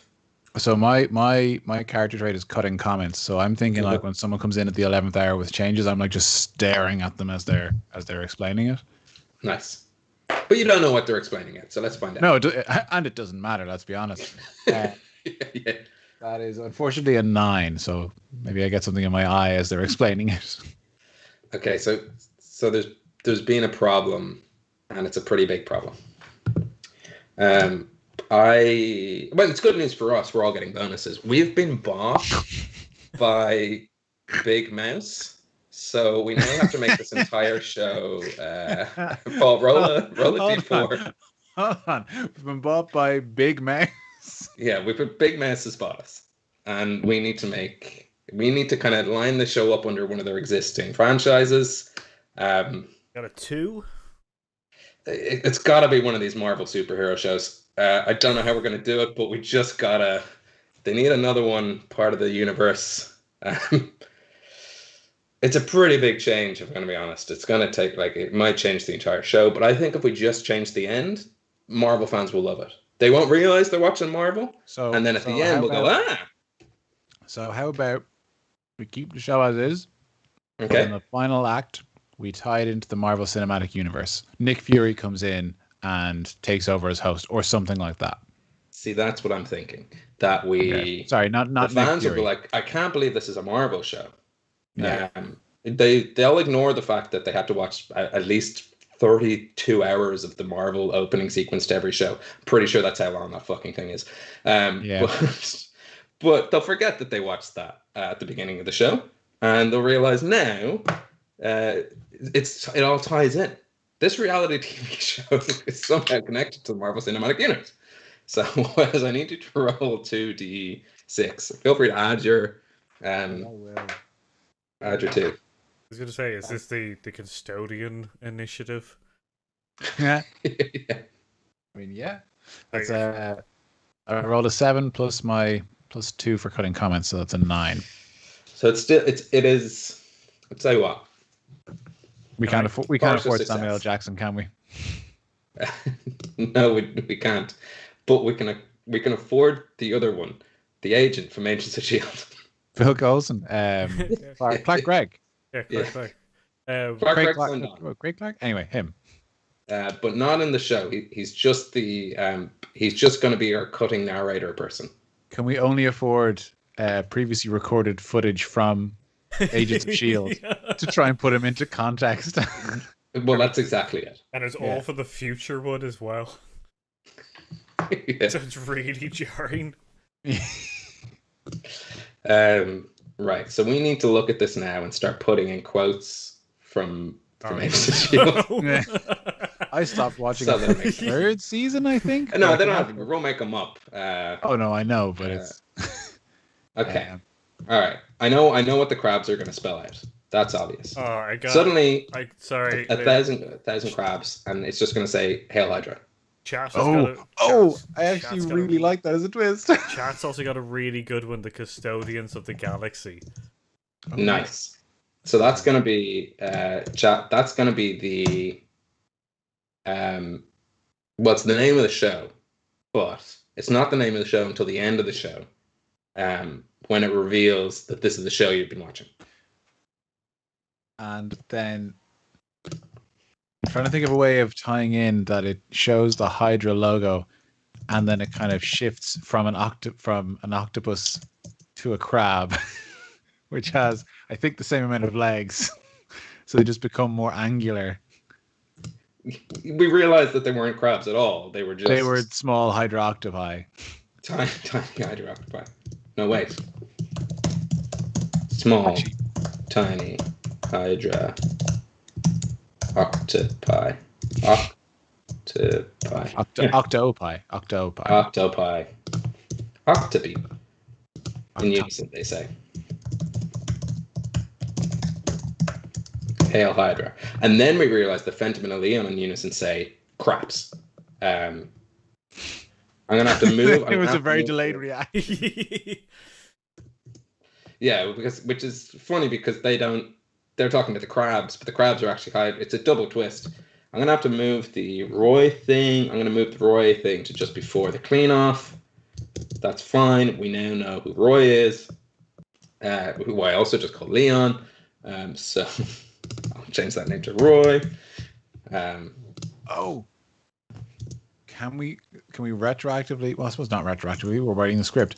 Somewhere in the script, Cranberry should be playing the cello, because if anyone watched Agents of Shield and the first Avengers movie, Coulson is seeing a woman who plays the cello, and I think we could tie it in that Agent Coulson, aka Clark Gregg, is in a romantic relationship with Cranberry, the 97-year-old custodian professional. That'll give us some emotional weight. Some chutzpah. Head nod. Like it. I like it. So what I've done, I've had to the top. Show that will understand or care. Yeah, I was gonna I was also gonna say that the jumpsuits in which the custodians wear are similar to the jumpsuits in the Loki thing. Yes. The TVA shit. So I've changed it. Cranberry, age 97, chain smoker, cello player. So I've made it subtle. These Marvel fans, they're clever. They'll pause this. This 20-minute reality TV show episode will last them 20 hours because they'll be combing through it for clues. So, right. Let's see how well they... Well, this kind of changed everything. I don't care about the beach off anymore. Like, this is a Marvel show. The Custodians of the Galaxy is now going to be the next episode. Hang on. Sorry. We made a joke about this, about the fact that the three of us on, very specific genres, and we were dealt a card that was not the genres you understand, and we found a way to circumvent that and make it a fucking superhero movie. Yeah, that's welcome to Hollywood. Yeah, okay. Right, we'll do it. We'll resolve it. Okay, stage 1. 10 Hoovers line the beach. They need to find them. So chat, you are Roy. We are Fentimans. So if you guys want to, you can choose which one's which. Who rolled the last one? Wes, you did. So Paul, you rolled 2d6. Yeah, okay. I'm going to add my Hermit Genius.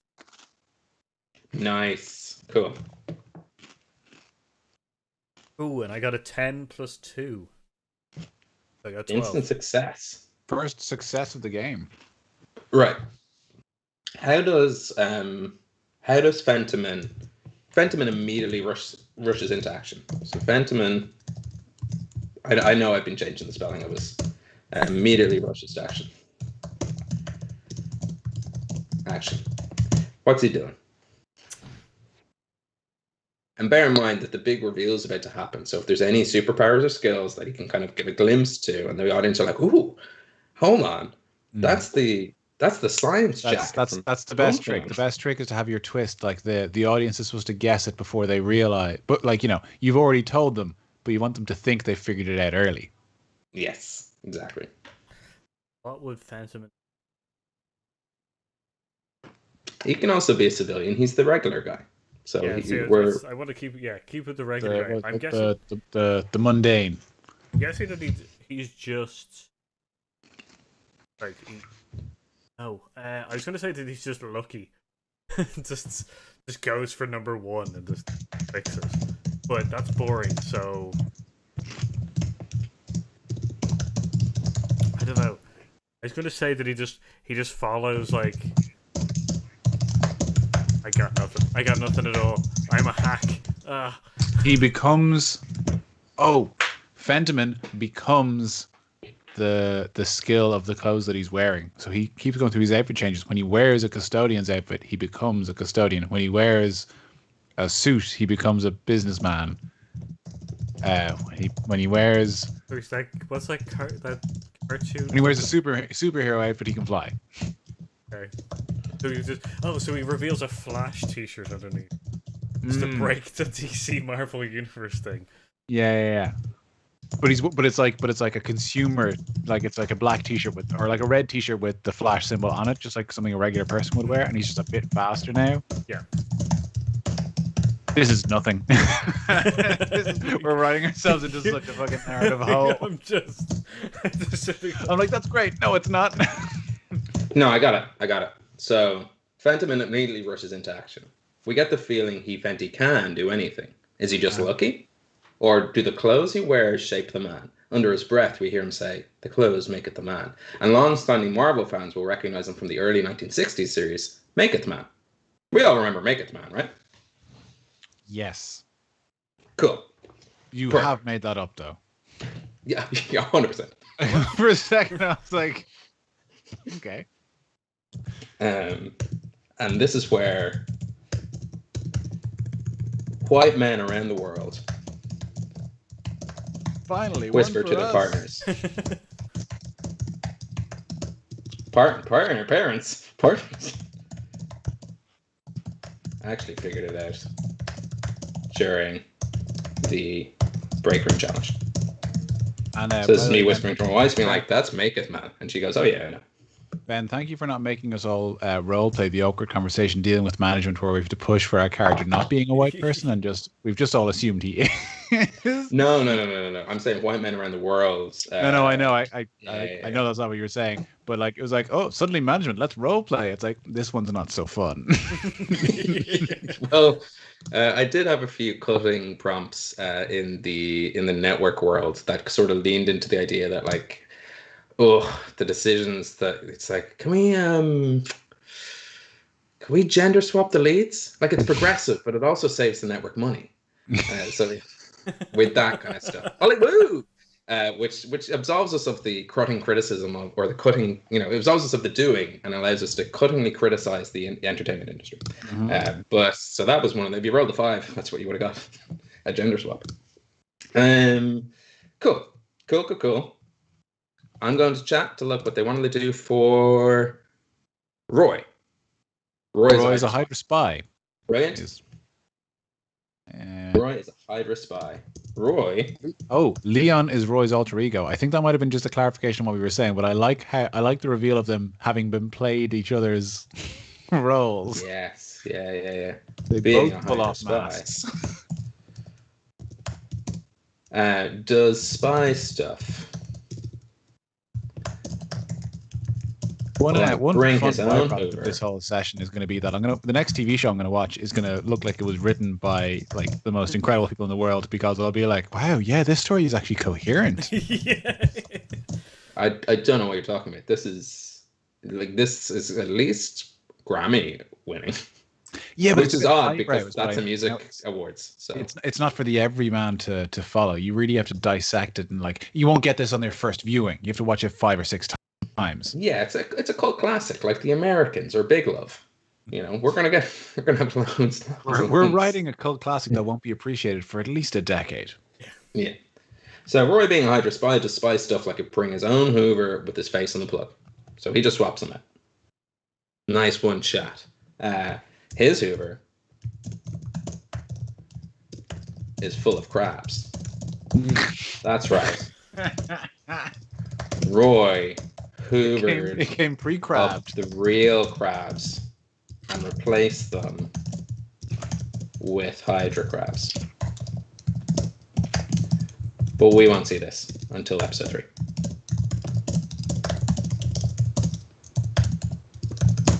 Nice. Okay. Roy wins. So I think that Fentiman is eliminated. Well, and more time is added to a sound timer. They have Alpha says that chat has to roll for the to see if his sabotage succeeds. So Ben, I think you should roll 2d. Oh, me? Yeah. That's I was about to say. I don't think if you have stuff, but yeah, that's a good idea. I'll roll. 6, a fail. Their first fail. Yeah. So Fentiman wins, and Roy is eliminated, adding sand to his sand timer. On to stage 2. They need to clean the carpet out of the beach to mix the strands. Fentimans, what are you guys doing?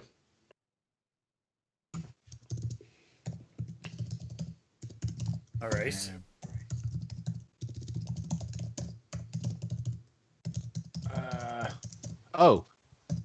So Fentiman's, I think, he's still wearing his vest from before. I'm seeing it as one of those like mesh vests.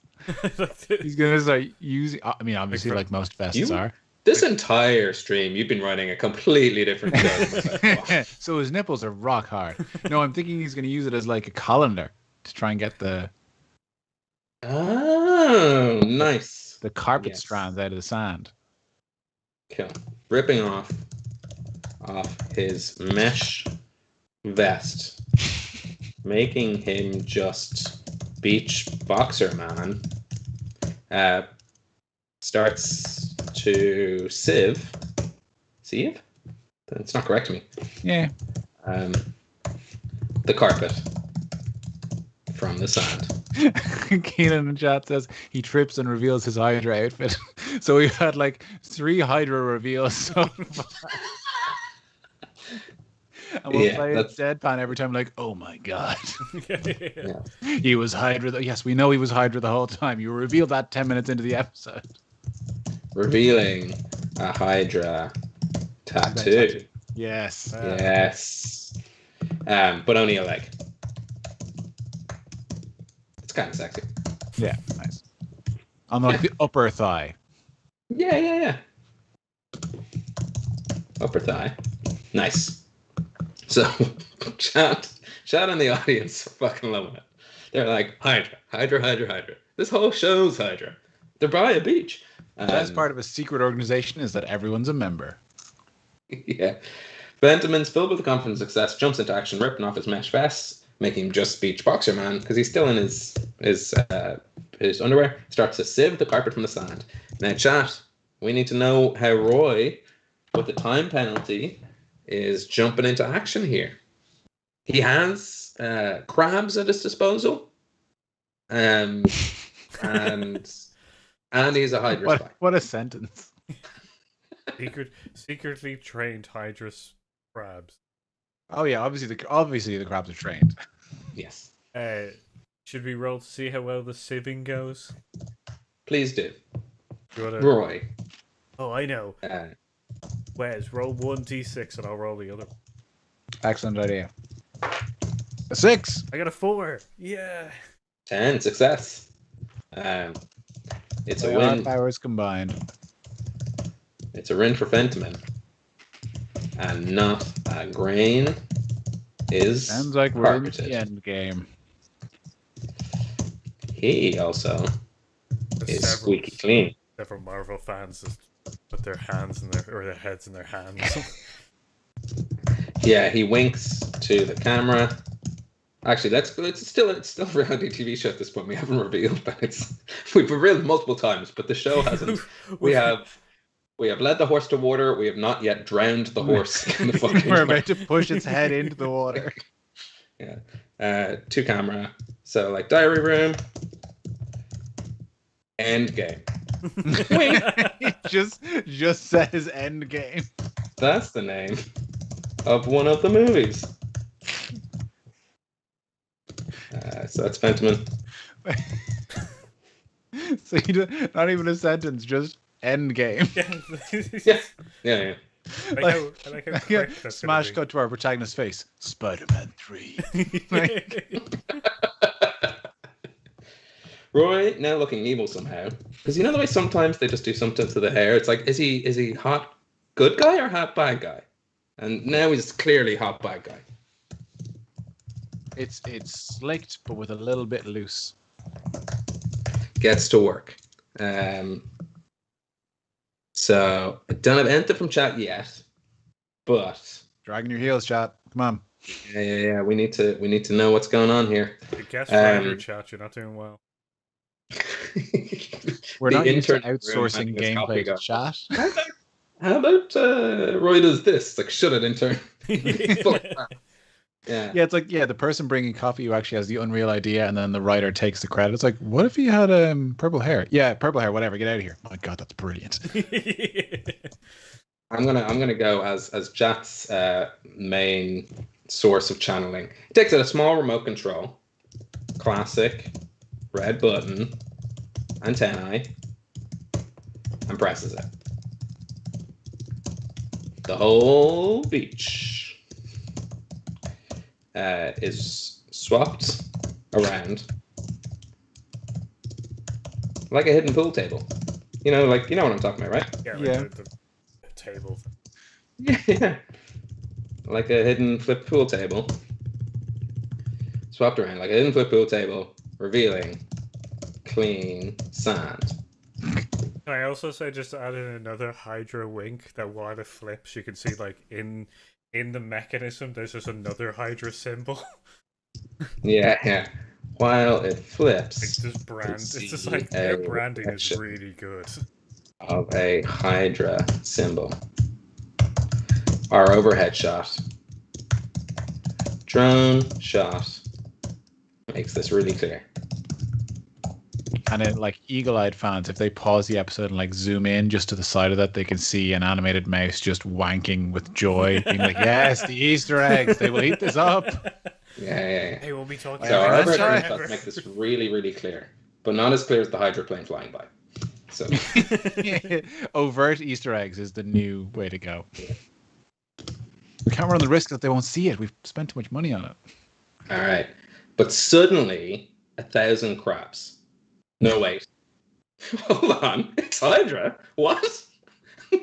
How do we know? Small, tiny octopi. Now, I think in a normal story progression, Fentiman would have gotten dirty, but now been comfortable with his filth. Right, But that's his arc. That's his arc. Yeah, exactly. But this is a pilot, and we want to leave those little grubby Marvel nerds looking for more. He needs room to So grow as well. I think it's a tidal wave of crabs that cover Fentiman.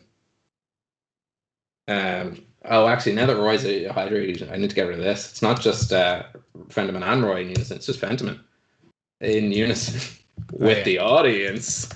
There we go. this whole time there's been a studio audience. Crabs. So we need a way for Fentiman to get like filthy. We need to go. That's the one thing he hates. How's he going to get out of this situation? What if we put him in like the final act of Predator situation where he has to hide from the crabs by covering himself in dirt, so they can't see him, because that's how crabs find their prey. Heat-seeking. Yeah, I was gonna say eye patches. They're pirate crabs. Yeah. I was gonna say, because they're small Hydra octopi. But Hydra octopi inside little mech. I like it. You have to keep watching to find out. It's That's- alluded to. Yeah. It's alluded to. And people will speculate on YouTube, but It'll never be revealed at all. of course, in the original comics of this reality TV show, they were absolutely robot crabs, but you never know if they're going to stay true to that. Yeah, you know. Very cute. Like the rewrite of the.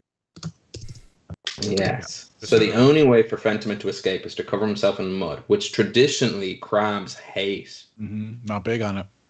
Yeah. Because there's no food in mud. Crabs hate, which is why.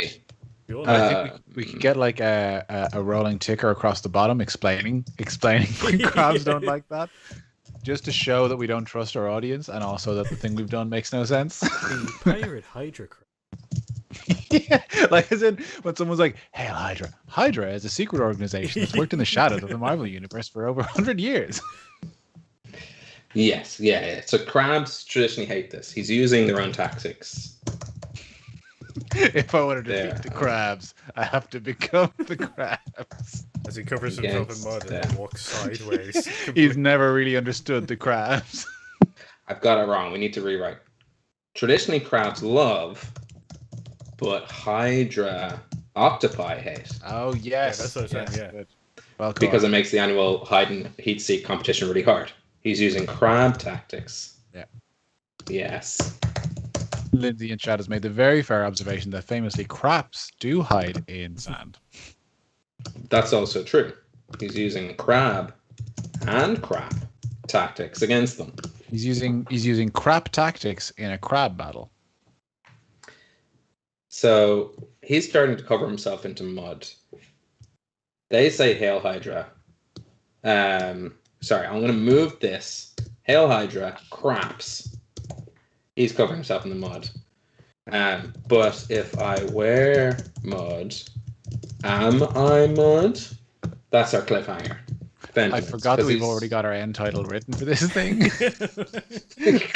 So, like, if you're listening to this on podcast form, you won't get this. But if you're watching this live, you can see that encroaching on the bottom is it's like a fucking freight train approaching from the distance. We're eventually going to hit "Welcome to the Custodians of the Galaxy," which has become increasingly nonsensical.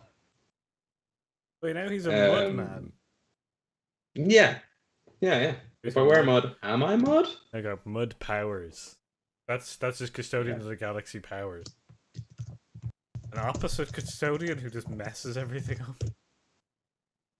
Yeah, it's both an end title and also Lentil turns to the camera, because Lentil turns to the camera, revealing himself. Wait, does Lentil close it out like a host closing out a show? Yeah, Okay. yeah. Lentil's gonna Revealing turn up himself to be. Yeah, who's he going to be? Bill Colson. That's the only thing that we could We, have with the we, budget. we got Phil for the voiceover, but I think we could probably get someone else. Who can we get here?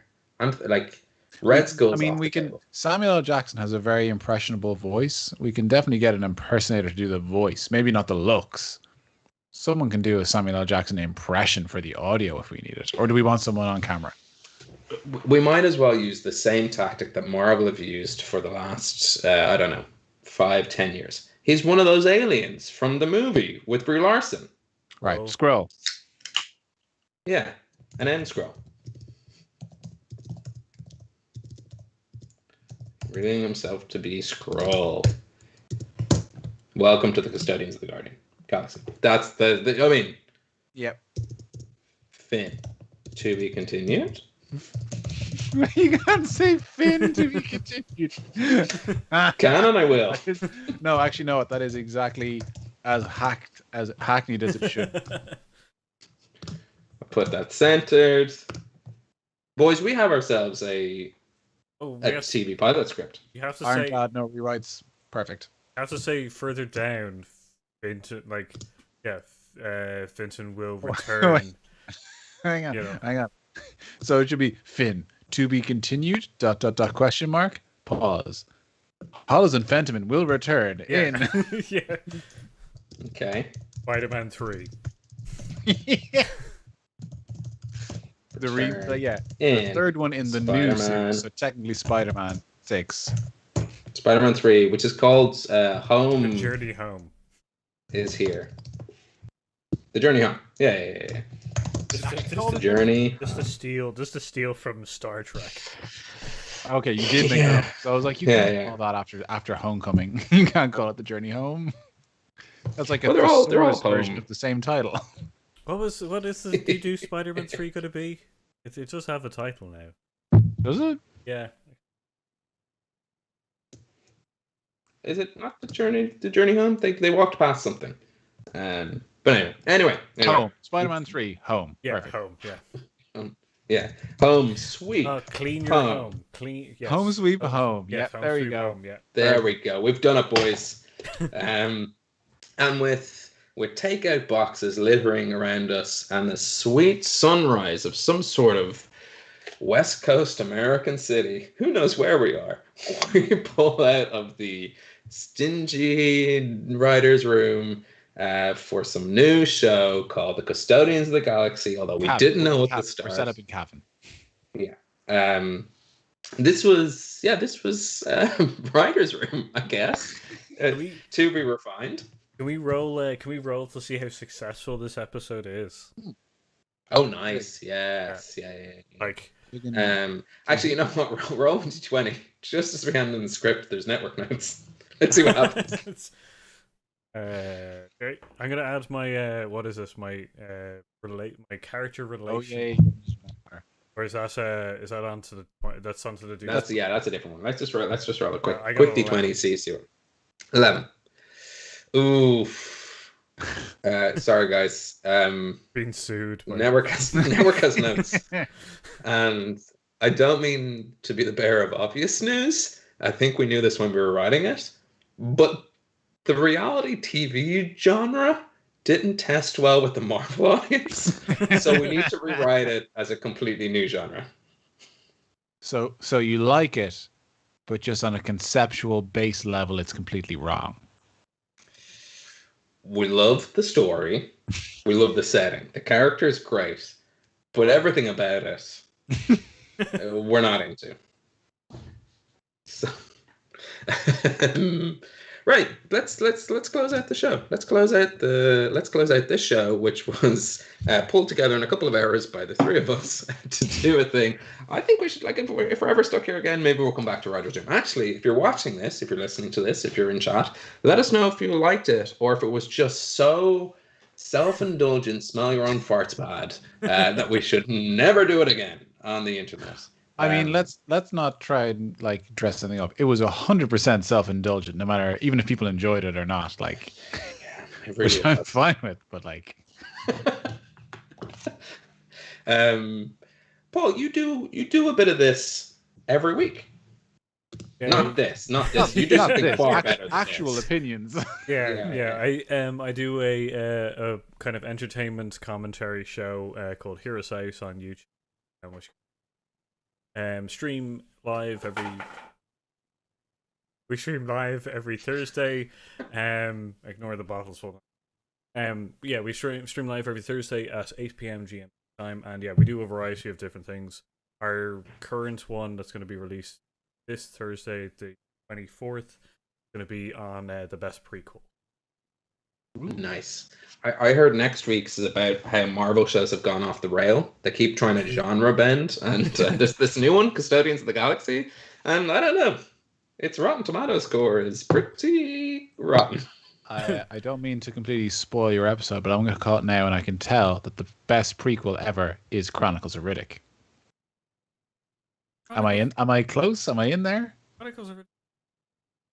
Yeah, it's before Pitch Black.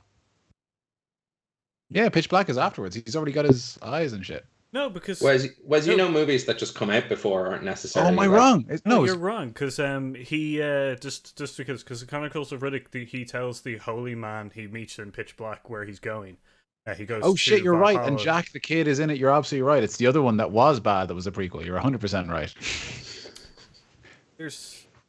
I think Butcher's Bay, which is the. They did a game and then they ended up doing a movie. I think around that. Okay, so there's Pitch Black, Chronicles of Riddick, and then Riddick. And Riddick is set after he becomes the head of the. Oh shit! Yeah, I'm just thinking of Butcher Bay. Then I'm just thinking of the video game. Cool. So watch Paul to actually know shit about movies then. We close it out. I think we've done everything. We've talked about a Stadium Portal. We'll launch that. We've talked about the charity stream on July 31st. You can watch me at 6 a.m. Or if you're other places in the world, it would be better time. We did the Dakota plug. I'm only going through this because it's such a new format that I'm like, did we do everything? Yeah. But anyway, I think we did everything. The most important one is subscribe to us and like us and follow us on podcast That's platforms. the one we're there missing. We go. Click. Click everything on YouTube. Find us on podcast platforms. Follow us on social media. Twitter, Instagram, it's Homebrew Quest. You'll find us, and we're fairly active there, and it's hugely appreciated. Very much so. Classic me doing the network obligations and not the show for the benefit of the show stuff. But we will be back in 2 weeks. We'll be back doing D&D. This was sort of just a little stopgap, which we're calling like homebrew offshoots, I suppose. Content for content's sake. But yes, we'll be back in 2 weeks' time. Until then, look after yourselves, be sound, good night, and joy be with you all. Hail Hydra! I wonder if